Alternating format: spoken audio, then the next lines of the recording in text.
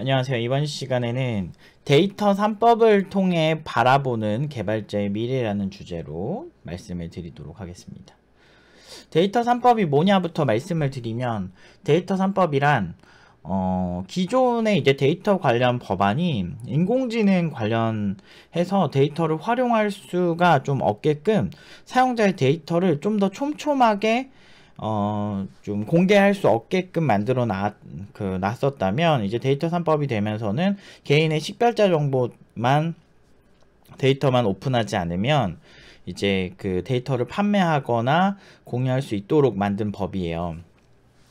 그게 이제 개정이 돼가지고 이제 지금 이제 시행된 지가 이제 한두 달 정도 된 걸로 알고 있는데, 그래서 이제 이거 관련 이슈가 IT 업계에서 계속 많이 이슈가 되고 있습니다. 그래서 이제 대표적으로 의료 데이터, 그러니까 의료 관련해서 환자의 데이터 같은 거를 이제 뭐 데이터 분석, 연구 이런 분야에서 다양하게 쓸 수 있는 거예요. 그리고 여러분들 이제 보험 가입한 보험 가입 정보도 이제 여러분들 식별자를 빼고 이 보험, 보통 한국인들한테 어떤 뭐 질병이 생겼다든지 그런 디테일적인 부분들을 더 공개할 수 있는 거죠. 기존에 보다 좀 더 확장된 개념, 그리고 좀 더 사용자가 움직이는 행동 패턴에 좀 더 관련된 데이터들이 공개됐다는 거죠. 그래서 그게 활용이 가능해졌다. 이런 추세는 사실은 전 세계적인 추세라, 이거 정말 위험한 거 아니에요. 그 데이터를 잘 축약해서 잘 이렇게 연결하면은 그 사람 신상이 드러나는 거 아닌가요? 라고 할 수 있는데, 맞아요. 그렇게 드러날 수 있어요. 그렇기 때문에 그런 점에 있어서 우려의 목소리도 분명히 존재하지만 더 괜찮은 게 많다라고 판단이 되는 게, 워낙에 글로벌 기업에서는 이미 오래전부터 이걸 가지고 굉장히 많은 수혜를 잇고 있었고, 이거는 어쩔 수 없는 확정된 미래와 가까워서 한국에서도 이제 늦게 한국판 K 뉴딜 해가지고 이제 그 K 뉴딜의 계획에 보면은 데이터댐이라는 그 섹션이 있어요. 그 섹션에서 이런 얘기들을 하죠. 그래서 이제 전반적으로 법들이 많이 완화되고 있고, 원격 의료 같은 경우도 이제 점점 오픈이 되지 않을까 싶어요. 왜냐면 중국이나, 그러니까 모든 나라가 오픈이 된 건 아니지만 원격 의료는 부분적으로 이제 선진국들이나 중국이나 이런 데서 많이 오픈이 되고 있는 추세이기 때문에 그것도 아마 생각을 좀 해가지고 바뀌지 않을까 싶습니다. 그래서 요즘 추세는 초연결적 특성과 빅데이터, 큰 데이터를 기반으로 한 사회의 속성을 띠고 있다. 요즘 추세가 그렇게 되고, 한국은 좀 늦은 편이지만 그래도 한국에서도 이 추세를 따른다는 건 사업화가 가능하다는 거겠죠. 그래서 아무튼 데이터 3법이 이런 속성을 가지고 있다. 그럼 이제 우리 개발자들은 어떻게 알고 어떻게 이제 준비를 해야 될까, 이 얘기를 하려고 해요, 오늘. 일단 준비한 거를 보면은 이제 의료 데이터 같은 거나 보험 데이터 같은 경우도 이제 이 사람에게 좀 더, 그러니까 보험사에서 뭐 나쁘게 활용을 한다면 이 사람에게 또 좀 더 혜택을 덜 줄 수 있는 그런 보험을 권유할 수도 있겠고, 아니면 민간 기업에서는 이 사람에게 좀 더 혜택을 받을 확률이 높은 뭐 가족력이나 DNA 정보라든지 뭐 그런 것들을 잘 좀 더 이제 폭넓게 활용할 수 있어서 내가 수혜를 받을 수 있는 보험을 찾아준다든지, 아니면 내가 나에게 생길 수 있을 만한 질병을 좀 더 나와 비슷한 행동 패턴을 가진 사람이라면 어떤 질병이 발생할 확률이 높다라는 거를 좀 더 폭넓게 활용할 수 있겠죠. 그래서 우리의 삶은 조금 더 수명도 길어지고 조금 더 효율적이 될 확률이 상당히 높아요. 그래서 민간 기업에서 데이터를 막 사고 팔고 하는 뭐 그런 추세도 많이 커질 거고, 데이터 시장도 커질 겁니다. 그래서 이제 앞으로는 이제 데이터의 세계가 될 것 같아요. 근데 이제 이런 데이터라는 거는 계속 꽁꽁 싸매고만 있으면은 결국에는 중국 같은 경우는 뭐 13억 인구를 가지고 막 그 데이터를 막 정말 잘 활용을 하고 있기 때문에, 그런 나라들에 비해서 데이터 분석이나 데이터 관련 기업들이 좀 이렇게 강세가 안 될 수도 있기 때문에 한국도 사실 그 추세를 따라간다고 보면 됩니다. 그래서 데이터 개방이 추세예요, 요즘은. 그래서 데이터와 글로벌 시장의 이슈는 이미 많았었어요. 그래서 이제 뭐 이런 다양한 뭐 구글이 뭐 데이터 앱을 뭐 아예 그냥 탑재를 해가지고 데이터를 가져가더라, 막 공정위에서 구글도 이런 이슈가 있었고, 페이스북, 인스타를 까시면은 여러분들 가끔 되게 불쾌했던 게 뭐였냐면, 나는 분명히 내 연락처 동기화를 동의하지 않았는데 그 연락처에 있는 다른 사람들이 추천이 될 때가 있어요. 되게 짜증나는 거죠. 그리고 인스타와 페이스북도 연결성을 가지고 있죠. 그래서 이제 페이스북 계정으로 인스타를 연동을 했을 때 내 페이스북 친구의 데이터가 인스타에서도 추천이 되는 경우도 존재하고, 그래서 되게 연결적이고 이 사람의 모든 SNS의 그 행동적, 어디 있고 뭘 먹었고, 그리고 이 사람은 누구랑 같이 있고 등등등등 다양한 분석이 가능한 개발자 입장에서 봤을 때 이미지 데이터건 뭐건 다 데이터는 분석이 가능합니다. 그래서 그런 데이터를 굉장히 연결적이게 끈끈하게 자꾸 이렇게 글로벌 기업들이 잡으려고 하죠. 막 떼고 싶어도 뗄 수 없게끔, 뭐 알람도 막 쉽게 끌 수 없게끔 뭐 만든다든지, 그래서 굉장히 사용자를 피곤하게 하는 경향이 있어요. 자꾸 위치 정보 데이터를 공유하라고 하고, 구글 포토 같은 경우는 내가 내 사진 분석을 의뢰하지 않았는데 자기가 자체적으로 내 사진을 분석을 해서 인물이 나온 사진과 그렇지 않은 사진, 뭐 풍경이 있는 사진, 아니면 위치, 어느 위치에서 찍은 사진, 이런 거를 다 만들어 놔요. 물론 이제 여러분들이 들어가서 부분적으로 비동의는 할 수 있지만 처음 탑재될 때부터 어느 정도 동의가 된 상태로 시작된다는 게 일단 문제예요. 그러니까 그런 것들, 그러니까 문제란 거 아니면 내가 동의하지 않는 데이터가 가는 게 싫은데, 어쨌든 왜 걔네들이 이 정도까지 집요하게 이렇게 하냐 이거죠. 여러분 지금 보시고 계신 유튜브 데이터도 그렇게 활용이 될 수밖에 없고요. 그리고 구글 입장에서는 유튜브 말고도 굉장히 연결성 있는 서비스들이 되게 많잖아요. 뭐 구글 드라이브, 뭐 구글 지메일 등등 해가지고 모든 거를 분석을 해서 이 사람은 어떤 사람이다라고 정확하게 분석을 해낼 수가 있다는 거죠. 그러니까 데이터만 쌓이면은 이런 유형의 사용자들이 가진 유리한 마케팅 모델부터 모든 걸 다 끄집어낼 수 있어요. 이런 유형의 사용자는 뭘 좋아하더라 라고 하면은 그거는 이제 유효성이 높은 타겟팅을 해줄 마케팅 그 모델이 생기는 거기 때문에 구글이나 페이스북 그 광고를 좀 더 활용할 수밖에 없는 거죠. 왜? 광고 효과가 좋으니까, 광고주 입장에서는. 그렇게 되면은 결국에는 우리는 그곳에 돈을 쓸 수밖에 없다. 사업자들은 거기에 마케팅을 할 수밖에 없다. 이런 고전적으로는 요 정도 느낌이었는데 이제는 좀 더 큰 거죠. 이런 비즈니스를 했을 때 구글이 성공할 수 있을까, 그렇지 않을까를 맞춰주는 척도. 그리고 골드만삭스 같은 경우는 이런 데이터들을 많이 수집할 수밖에 없어요. 전체적인 투자자들의 여론부터 모든 것들을 다 분석해서 지금 여기에 돈이 몰릴까, 그렇지 않을까, 어떤 주식에 돈이 몰릴까, 그렇지 않을까, 여론을 분석하고 여러 가지 이슈를 분석을 하는 그런 이제 개발자만 7,000명에서 8,000명 정도가 있을 정도로 이미 그 매우 오래 전부터 이런 준비를 해왔습니다. 그래서 사실 이거는 확정된 미래고 어쩔 수 없는 거고, 데이터를 쌓고 데이터를 판매하는 이 시장까지 온 이 마당에 이거는 당연한 일이었던 거죠. 그래서 팀노바에서는 이런 것과 관련된 기반 기술을 굉장히 오래 전부터 가르쳤어요.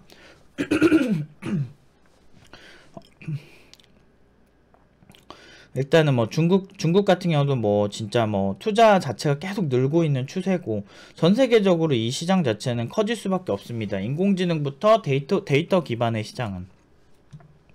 그럼 여러분들이 이제 또 1차원적으로 생각하시는 분들이 있으니까 제가 이거를 또 언급하고 가는데, 데이터 사이언티스트를 꼭 해야 돼? 라고 생각을 하실 수가 있습니다. 근데 저는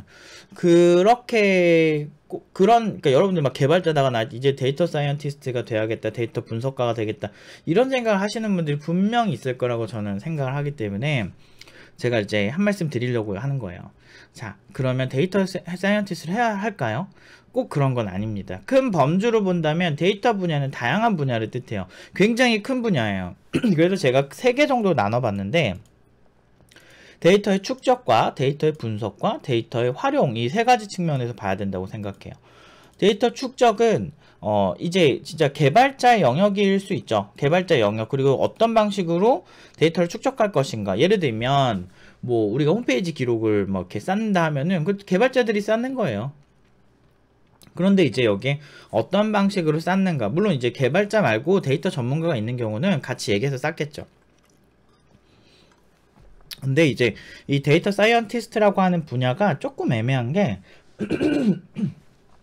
사실 데이터베이스를 무엇을 선정하느냐 이런 것도 중요할 수도 있고, 그 약간 데이터와 관련된 다양한 기반 기술들이 고전적으로 약간 좀 개발자들 중심이에요. 그래서 개발자 중심 기술이기 때문에 크게 기존에는 그냥 나 웹 개발자니까 웹 만들어줘야지. 나는 안드로이드 개발자니까 안드로이드 해줘야지. 이 정도 수준에서 그냥 하는 거라면 지금부터는 이제 내가 데이터를 어떻게 쌓느냐 이런 어떤 구조적인 부분들 좀 기술의 구조적인 부분들에 대해서 조금 관심을 가지는 걸 좀 추천드리고 싶긴 해요. 어쨌든 우리가 이제 앱을 쓰든 뭘 쓰든 그 행동이나 이런 거를 로그로 쌓아서 보내는 건 개발자들이 보통 해요. 그래서 개발자들도 사실 필요하고 데이터 분석 측면은 이제 데이터 사이언티스트나 인공지능 전문가들이 할 확률이 높죠. 데이터 분석이라고 해서 다 레벨이 같은 것도 아니고 진짜 데이터 분석도 박사학위자까지 공부를 오래 하신 분이랑 그냥 툴만 깨작거리시는 분들이랑은 사실은 레벨 차이가 많이 크죠. 공부 기간도 너무 차이가 나니까. 그러다 보니까 이제 그런 차이가 분명히 발생해요. 데이터라는 거를 잘 이해하고 분석을 하는 게 필요한데 그래서 개발적인 지식을 기반으로 한 데이터 분석가는 정말 지금 국내에서 많이 없을 거고 그런 분들은 분명히 돈 되게 잘 벌 거예요. 근데 이제 요새 하도 이게 수요가 없으니까 빨리빨리 해가지고 막 그냥 적당히 취업시키려고 하는 그런 교육기관이 많이 늘고는 있는데 전 늘 말씀드리지만 저는 제가 돈 될 걸 알아요. 저 되게 똑똑하거든요. 전 늘 말씀드리지만 돈 될 거 알고 이거 팀노바에서 하면 이것도 돈 되고 저것도 돈 되고 이런 거 다 아는데 근데 제가 이제 그렇게 했을 때 미래가 안 보일 때 잘 안 하거든요. 왜냐면 나중에 시간이 지나서 욕해. 아 팀노바 니네 잘한다더니 뭐야 지금 그냥 기초만 적당히 가르쳐주고 이걸로 내 미래가 그렇게 막 보장되지 않고 내 후배들이 나랑 비슷한 기술 갖고 밑에서 계속 치고 올라오는데 그런 기술이나 가르치고 이러면은 사실 저도 되게 싫거든요. 그것보다 조금 더 이제 진짜 확실히 후배들이랑 레벨 그러니까 밑에서 올라오는 후배들이랑 그러니까 막 4개월 막 3개월 2개월 막 이렇게 이거만에 막 오는 후배들한테 치인다는 것 자체가 단순한 직종이란 뜻이잖아. 근데 이게 큰 틀에서 봤을 때는 좀 그런 면이 없지 않아 있다는 거죠. 제 생각에는. 그래서 큰 틀에서 봤을 때는 너무 이렇게 그러니까 이게 똑같아요. 웹도 똑같았고 안드로이드도 그랬었고 그러니까 고만고만한 애들이 금방 따라잡는 수준에서는 문제가 생겨요. 그래서 데이터 분석 전문가도 데이터의 속성을 정확히 알고 개발을 할 줄 알면서 분석한 사람이랑 좀 많이 달라요. 레벨이 확실히 말하는 게 다를 수밖에 없어. 그리고 아니면 이런 분야가 있고 그 다음에 분석된 데이터를 활용하는 분야가 있어요. 그래서 분석 데이터를 활용한 분야는 보통 인공지능 쪽이나 의사결정을 할 때 보통 판단이 되겠죠. 근데 이제 그 의사결정 같은 게 보통 자동화를 해놓기 때문에 그래서 이쪽은 좀 인공지능적인 분야라고 볼 수가 있다. 그래서 노프 팀장이 생각한 수혜 분야는 어디냐? 첫 번째 인공지능 개발자. 이건 당연한 거고. 근데 이것도 제가 디테일하게 얘기했지만 인공지능 대학에서 인공지능 하시는 분이랑 그러니까 박사학위 때 개발하는 분은 좀 원초 기술이나 기존 인공지능 기술에 대한 어떤 검증이나 이런 걸 가지고 논문을 많이 쓰거든요. 그래서 좀 더 학술적이고 좀 약간 좀 학구적인 성향이 강해서 그러니까 약간 원천 코어 기술적인 성향이 굉장히 많이 갖고 있어요. 그래서 기술 기반 중에 우리만의 인공지능 알고리즘이 있어서 이거를 만든다. 이런 걸 하고 싶다면은 이제 박사학위 같은 걸 추천을 하는 거죠. 아니면 그 박사학위자들 못지않게 깊게 좀 그 공부를 하는 걸 추천을 하고 만약에 그게 아니고 인공지능 기술 기존에 있는 텐서플로우나 아니면 기존에 많이 나온 이런 이론들 좋은 이론들을 다 텐서플로우나 파이터치나 이런 데서 다 이렇게 뭉쳐서 써요. 다 이미 제공을 하고 있어. 그래서 새로운 걸 만들고 그런 거 아닌 이상은 사실은 그냥 기존 기술을 쓴다고 보시면 돼요. 근데 그런 기존 기술을 쓰는 수준은 사실 그렇게 박사학위까지 갈 필요가 없다. 근데 그것도 이제 개발에 대한 이해도가 높은 상태에서 인공지능을 해야 이게 잘 되는 거지. 그게 베이스가 없는 상태에서 인공지능을 하면 또 되게 힘들어요. 그러다 보니까 개발을 일단 잘해야 돼요. 인공지능 개발자로서 여러분들 좀 더 성공을 하고 싶다면 개발을 잘한 다음에 인공지능을 얹으면 엄청 좋아요. 이거는 그냥 불문율이야 그냥. IT 업계에서 여러분들이 뭐 진짜 기획자나 진짜 개쩌는 게임 기획자가 될 거야. 나는 개쩌는 좀 IT 쪽 뭐 이렇게 서비스 설계자가 될 거야 하면은 개발 잘해서 손해볼 거 하나도 없어요. 진짜 엄청 좋아요. 그리고 두 번째는 유효한 데이터를 쌓을 수 있는 설계가 가능한 개발자. 데이터 축적. 그러니까 이거는 데이터에 대한 이해도가 상당히 높아야 되겠죠. 근데 그걸 떠나서 커뮤니케이션도 중요한 것 같아요. 데이터 사이언티스트랑 같이 얘기할 수 있는, 또는 우리 회사가 미래에, 지금은 데이터 사이언티스트가 없고 아니면 데이터 분석가가 없지만 미래에 어떻게 데이터를 쌓는 게 중요한 것인가, 또는 어떤 데이터를 생략하지 않고 쌓는 게 중요한 것인가. 기존에 비해서 그러니까 이게 이미 이런 시작이 된 게 그로스 해킹 기법 때도 사실 사용자의 행동을 분석을 해서 그 분석한 데이터를 기반으로 사용자가 원하는 걸 찾아서 서비스를 제공했더니 좋더라, 비용 절감이 되더라, 이런 측면으로 이쪽이 발달했거든요. 처음에는 이제 시작이 이제 드롭박스나 이런 기업처럼 크로스 해킹 기법을 처음 소개한 그런 기업들에서 시작이 된 거라고 보시면 돼요. 약 한 10년 전, 15년 전 이때. 그러다 보니까 이제 이런 이제 데이터의 중요성을 알게 된 거죠. 그래서 이제 글로벌 기업들은 다 이런 게 있어. 근데 스타트업은 처음부터 그렇게 있을 수가 없잖아. 그런데 이제 미래를 생각해서 데이터를 잘 쌓아놓는 게 상당히 중요해요. 제가 옛날에 일을 하다가 휴렛패커드 그쪽에 이제 보안 프로젝트가 있어가지고 그쪽 데이터를 봤는데 1980년대 데이터부터 서면으로 했던 그런 다양한 데이터까지 다 갖고 있으시더라고요. 그래서 되게 독특해서 그걸 이제 디지털화 시켜놨는데, 확실히 그때 쌓아놓은 데이터는 아무래도 좀 이렇게 지금처럼 촘촘하게 돼 있지는 않더라고요. 최근처럼. 그래서 이제 어떻게 쌓을 것인가를 생각할 수 있고 추론할 수 있는 개발자들이 되게 중요해요. 일단 개발자들은 그렇게까지 수준이 어느 정도 되는 개발자는 그렇게까지 불안해하지 않으셔도 돼요.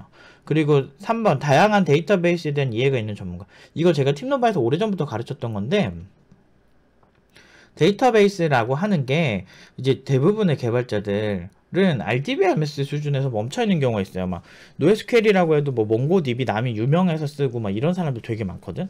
근데 유명하다고 쓰지 마시고 왜 이런 구조를 취했는가. 그러니까 NoSQL의 시작 자체가 어떤 수학자가 시작을 했거든요. 2000년대 초반에. 그 사람은 어떤 니즈에서 이게 시작이 되었는가 이 생각을 해야 돼요. 그러니까 이런 좀 근본적인 생각에서부터 시작을 해서 지금 데이터베이스가 저는 항상 이렇게 학생들이랑 함께 모니터링하고 지켜보고 있는 편인데 엄청나게 발전하고 있어요. 좀 다양한 형태의 데이터베이스가 있고 굉장히 디테일한 부분에서 굉장히 창의적인 데이터베이스가 많이 나오고 있는데, 그게 이런 데이터 분석과 데이터베이스는 뗄래야 뗄 수가 없어요. 고전적인 뭐 RDBMS, 뭐 오라클, 뭐 MySQL, 뭐 II 또 뭐 있어? MS SQL 막 이거에만 얘기하는 사람들은 진짜 20년 전 얘기하던 딱 수준의 그런 얘기만 하는 개발자인 거고, 물론 그런 데이터베이스 구식이다 이건 아니에요. 충분히 장점이 많고 좋은 데이터베이스인 건 인정을 하는데, 지금 현재 수요에서는 비용적인 측면이나 규모적인 측면이나 성능적인 측면이나 어떤 니즈, 사실 이런 데이터들은 그렇게 완전히 정확할 필요는 없는 데이터일 수도 있거든요. 데이터 규모가 큰 데이터.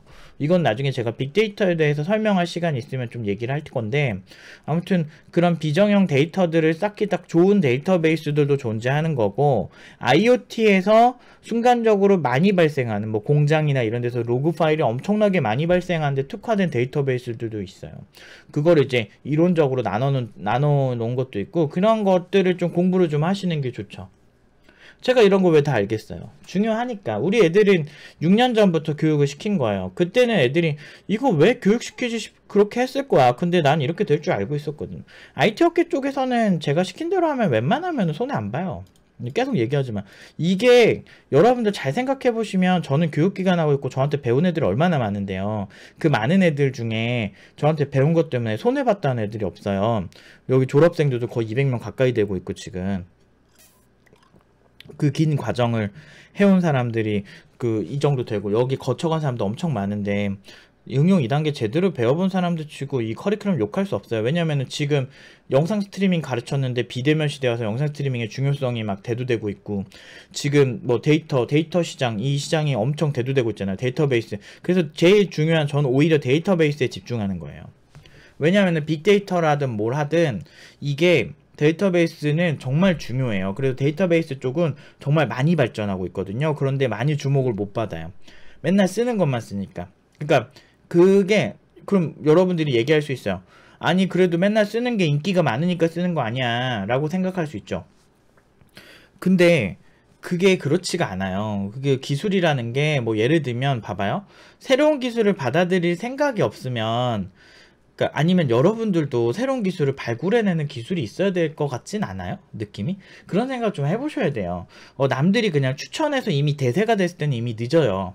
제가 6년 전부터 영상 스트리밍 이런 데이터베이스 이런 기반을 왜 아무들도 안 가르쳐. 초보자들한테 가르치지도 않고 현업 개발자들도 모르는 거 진짜 많이 가르쳤어.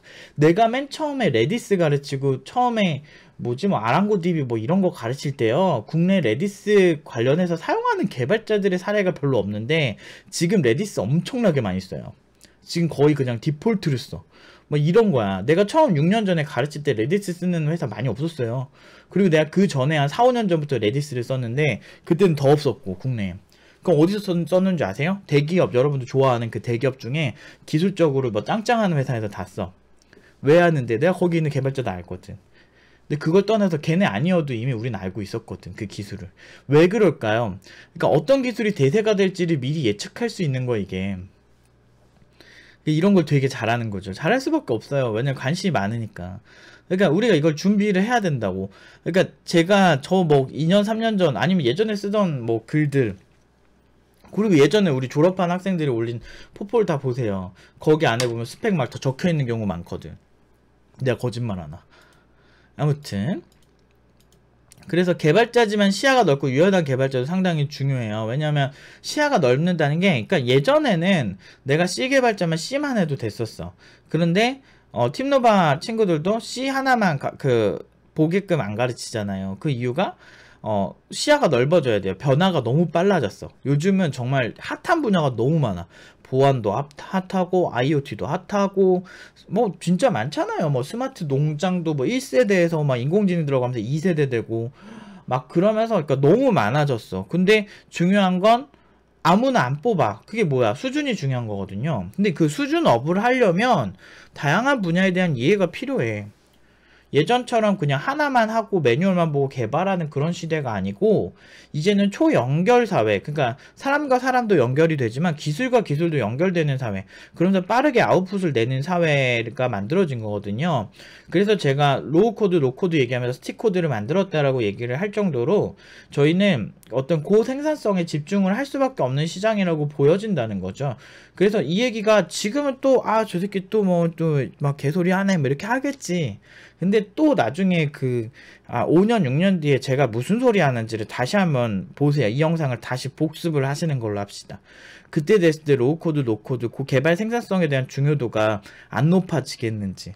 기존의 노가다 작업도 이제 바뀌어야 될 때가 온 거죠. 오히려 개발자는 다양한 분야를 검토해서 개발 자체에서 스트레스가 많이 비교적 덜한 사회가 오긴 올 거예요. 물론 이제 고레벨은 또 다르겠죠. 완전 고급 레벨에선 지금 못지않게 뭐 골머리 아프겠지만 일반적인 개발, 서비스 개발에서는 지금보다 노가다성이 확실히 줄어들 겁니다. 나는 데이터 분야가 아닌데 어쩌지라고 분명히 걱정하실 거예요. 그런데 그냥 하던 거 열심히 하세요. 데이터 기반의 그러니까 이런 트렌드가 있고 내가 이쪽에 대한 부가적인 공부들을 꾸준히 하겠다. 나도 저거 한번 해볼까? 라는 마인드가 중요하고 그리고 시간이 날 때 한 번씩 해보시는 것도 좋아요. 하지만 기존에 잘 하시던 개발을 버려가면서까지 하는 거는 아닙니다. 분야를 완전히 바꾼다? 분야가 문제는 아니에요. 여러분들이 부대찌개 판다고 대박나는 것도 아니고 김치찌개 판다고 대박나는 거 아니에요. 보통 이제 어떤 곳에서 대박난다, 대박났지 않는다는 맛이 중요한 거예요. 음식은 맛이거든요. 맛과 그 다음에 뭐 서비스와 가격대겠죠. 근데 이제 이런 거 설계가 중요한 거지. 김치찌개에서 대박난 사람 대박나고 부대찌개로 대박난 사람 부대찌개로 대박나요. 그러니까 음식의 종류보단 그 음식의 퀄리티가 중요한 거거든요. 그렇기 때문에 여러분들이 있는 곳에서 이제 트렌드를 잘 읽어보세요. 이제 데이터가 되게 중요해지니까 나는 만약에 데이터를 쌓는다면 어떤 식으로 개발을 하게 되지? 내 분야에서 이제 로그 쌓는 거나 이런 부분들이 좀 더 생각이 필요하죠. 그러다 보면 당연히 데이터베이스의 다양한 형태, 우리 회사 이런 데이터베이스를 도입하는 건 어떨까에 대한 어떤 다양한 질문들이 시작이 되겠죠. 그러면서 다양한 실험도 할 수 있게 되고 그리고 이제 데이터 분석이 유형이 어떻게 되는지도 봐야죠. 예를 들면 지금은 왓챠플레이나 뭐 넷플릭스나 뭐 이런 곳에서 유튜브 같은 데서도 홈하면 되면 나한테 데이터를 추천을 해주는데 이 비슷한 영상이 이게 있다. 이거 보면 너 되게 재밌을 것 같다고 하는데 솔직히 그거 별로 효과 있나요? 난 솔직히 별로 그렇게 인공지능이 스마트하다고 생각이 든 적이 없었거든? 그런데 이게 좀 더 촘촘해지겠죠. 근데 지금 수준은 일단 지금 사업화된 수준은 이 정도 수준인데 좀 더 잘 맞을 거예요. 이 데이터가 개방이 되면서. 그러면은 나도 저런 걸 내가 추천해주면 어떻게 할까? 이런 생각을 하면서 관심을 가지는 게 상당히 중요해요. 그러니까 갑자기 오늘 하루 만에 막 바뀌고 이런 건 없어. 운동도 마찬가지고 모든 것도 다 마찬가지야. 천천히 이렇게 쌓아가면서야 부작용도 없고 좋거든요. 그러니까 이 트렌드를 항상 제가 이렇게 알려드릴 때 읽었다가 딱 보시고서 이제 지금부터 관심을 가지시는 게 좋죠. 근데 아마 일반 개발 수요도 늘 수밖에 없는 게 일단 그냥 하던 거 하셔도 사실 크게 무리는 없는 게 수준이 중요하지. 보통 이제 지금 디지털화된 그런 사업 분야 자체가 그냥 전반적으로 확장되는 거기 때문에 뭐 볼링을 하더라도 예전에는 그냥 볼링공을 던지고 점수 냈다면 이제는 그 볼링을 할 때 여러분들의 그 데이터, 움직임 데이터를 다 분석을 해가지고 지금 자세가 잘못됐다는 거 볼링장 자체 내에서 카메라로 진단을 할 수 있는 기술이 생길 가능성이 있는 거거든요. 그러니까 그만큼 이제 그 사람의 몸을 인식하는 기술도 이미 발전을 했고 이걸 통해서 그러니까 이런 식으로 코칭하는 시스템이 늘면 그냥 일반적인 고전적인 볼링장은 어떤 이런 데이터의 수요 또는 인공지능의 수요도 아니고 그냥 앱 개발의 수요도 아닌데 수요가 될 수밖에 없는 거죠. 뭐 대표적으로 제가 어떤 헬스장을 다니는데 거기는 이제 되게 큰 헬스장인 거예요. 근데 여기도 막 뭐 출입과 출입 QR 코드 체크인 이런 거나 뭐 이렇게 다양한 그 사용자들 있잖아. 사용자들의 데이터들을 앱을 다운로드 받아서 관리를 하더라고요. 그런 거 보면서 예전에는 헬스장 그냥 카드로 찍고 왔다 갔다 하는 곳이었는데 이제는 스마트폰 앱이 다 있어야 되는 거야. 막 그러면서 이제 수요가 생기죠. 서버 개발자, 홈페이지 개발자, 뭐 앱 개발자 다 생길 수밖에 없죠. 그러니까 결국에는 그냥 이래요, 다들. 그래서 아마 이제 IT 쪽은 이제 비교적 수요는 계속 있는데 수준이 중요하다. 이거 계속 명심하시고. 그리고 계속 트렌드 읽으면서 내 분야를 그쪽으로 조금씩 이제 같이 공부를 하면서 이제 둘 다 잘하는 거를 저는 좀 추천하고 싶어요. 개인적으로는. 미래를 두려워할 텐가 알고 미리 준비할 텐가. 현재 비트코인의 가치는 1700만 원이 넘었어요. 근데 물론 이게 처음에는 정말 너무 쌌잖아요. 엄청나게 저렴한 그런 가격에 이제 그런 거였는데 어느덧 1700만 원이 됐더라고요. 그래서 정말 많이 비싸졌구나 라는 거죠. 근데 주식도 이랬어요. 부동산도 그랬고 초기에 투자하는 사람들에겐 큰 기회가 되었어요. 데이터 중심의 사고는 이제 필수예요. 막 완전 초기라고 볼 수도 없어요. 그러니까 기술도 마찬가지예요. 여러분들이 어쨌든 뭐 공부를 하는 건 똑같잖아. 어떤 개발자가 되든. 근데 한 분야에 왔으면 이왕이면은 좀 이제 하이엔드에서 노는 게 훨씬 좋겠죠. 그럴 거면 어떻게 해야 돼? 공부를 해야 돼. 근데 무식한 사람들의 특징은 그냥 공부하는 행위 그리고 가만히 앉아있는 걸로 자기 자신이 공부를 잘한다고 생각을 하는데 그건 진짜 무식함의 극치고 그런데 전교 1등과 전교 꼴등이 왜 있겠어. 그러면 똑같은 시간 학교 와서 똑같이 공부하는데 그게 중요한 게 아니고 내가 어떤 방향을 바라보고 있고 어떤 방향으로 가야 되는지 진단하는 게 중요해요. 그게 나의 공부의 동기부여가 될 수도 있거든. 그래서 제가 이런 영상을 만드는 것도 저 새끼 또 쌉소리 하네 이런 생각을 하라고 만드는 게 아니에요. 여러분들이 그러니까 어떻게 보면 지금 당장 막상 내가 또 강의를 해도 뭐 그렇게 보지도 않아. 의외로 막 시언어 강의 이런 거 올려놔도요. 그거 잘 모르는 사람도 잘 이렇게 안 봐요. 그래서 오히려 제가 여러분들에게 해줄 말은 왜 공부를 해야 하는가에 대해서 같이 얘기를 해보자가 오히려 많이 제 주제가 된 것 같아요. 그러니까 트렌드를 기반으로 생각을 같이 하면서 같이 우리가 잘 되자 이거지.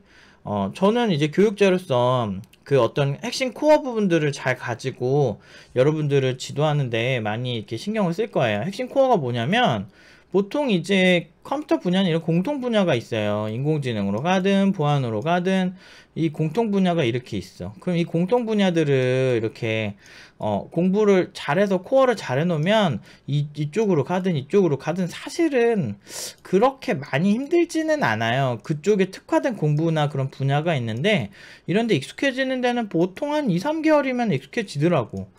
어려운 분야도. 맞아요. 실제로 그래요. 여러분들 의지가 있고 새로 그 기반이 어려운 거야. 근데 대부분 지금 학원 교육들이나 학교 교육들이 조금 위험한 게, 물론 학교 같은 경우는 괜찮은데 거기는 대학은 흡수력이 떨어져가지고 문제인 거고, 그걸 떠나서 일단 4년 공부하니까 커리큘럼 자체는 되게 알짜는 있는데, 뭐 그건 나중에 얘기하고, 어쨌든 이제 이 대학 교육과 이제 이 다른 거는, 학원 같은 경우는 단시간에 결과를 내는 거를 소비자들이 좋아하기 때문에 이런 코어적인 부분에서 되게 허접한 경우가 많아요. 기간 자체도 사실 그걸 다 할 수가 없고, 그러다 보니까 그 툴이나 이제 지금 당장 아웃풋 나오고 또 학원생들이 그걸 좋아하지. 결국에는 그게 장기적으로 봤을 때는 사실 좋은 건 아니거든. 왜냐면 회사 들어갈 때부터 좀 무시당하고 들어가지. 그래, 좀 뭐 좀 해봤어? 그래, 한번 해보긴 해봐, 뭐 이런 식으로 약간 좀 쪼랩들 보는 느낌으로 보는 경향은 있지. 4개월 공부한 애랑 전공 딱 하고서 제대로 해온 애랑은 좀 포스가 차이가 많이 나긴 하니까요. 전공자 중에 잘하는 애들 얘기하는 거예요. 어쨌든 그래서 신분이 딱 정해질 확률이 높긴 하죠. 그런데 저게 좀 힘들어. 그래서 팀노바가 1년 반이라는 시간을 교육을 하는 거거든요. 좀 단단하게 애들을 만들어서 보내는 거. 아무튼 이런 중심의 사고는 이제 필수인 것 같아요. 근데 이 데이터의 좀 범주를 넓게 보셔야 돼요. 단순히 텍스트 데이터만 생각하시면 안 되고, 영상 데이터, 음성 데이터, 아니면은 뭐 이미지 데이터 등등등등 다양한 분야에서 이렇게 활용이 될 수 있다. 이런 부분에 대해서 명심을 하시고, 데이터에 대해서 공부하는 것도 재밌어요. 영상 코덱, 뭐 영상이 뭔지, 또 음성 코덱은 또 뭔지, 영상 코덱의 트렌드는 어떻고, 또 네트워크 트래픽, 5G와 4G, 뭐 이런 거 3G, 이런 건 어떻게 다르고, 우리 기지국에서 어떻게 받아오는 거지?